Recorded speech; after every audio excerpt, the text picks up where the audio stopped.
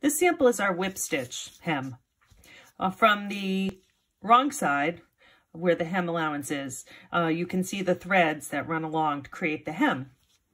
On the face side, or the outside of the garment, you see these small thread marks that designate where the needle went through to create the hem.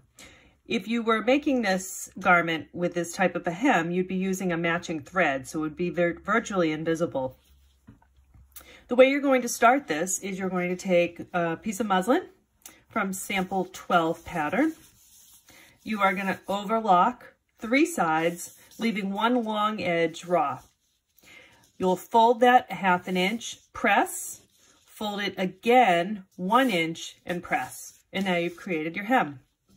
You can pin it in place, making sure that you pin away from your hand when you're working so that you don't stab yourself. I'm going to take a needle, sewing needle, with a single thread, about 18 inches long. I'm going to knot it at the end, and I'm going to start my sewing. The first thing I'm going to do is I'm going to take my needle and insert it just in the hem allowance, and that hides my knot. I'm going to go right above it and take just 2 threads from what I'll call the body side and come up, and now I've created a foundation so I can start my hem. I'm going to go forward about 1/2 inch. I'm going to pick up just 1 or 2 threads again from the body side and then come through my hem allowance. Again, you're going to go forward, just 1 or 2 threads on the body side and come through the hem allowance. And you'll see the thread starting to create a line. Come through again. Take your pins out as you approach and just keep going right along. Once you start doing more of it, you'll get into a rhythm and it'll go a little faster. And that's your whip stitch.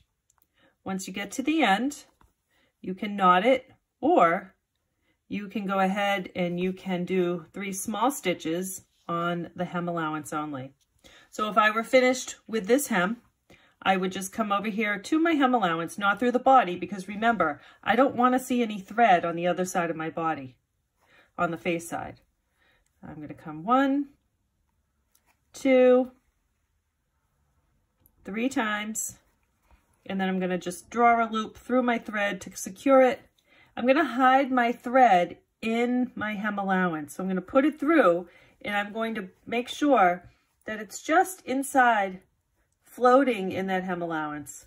Go forward, and then trim your thread, and there you have it.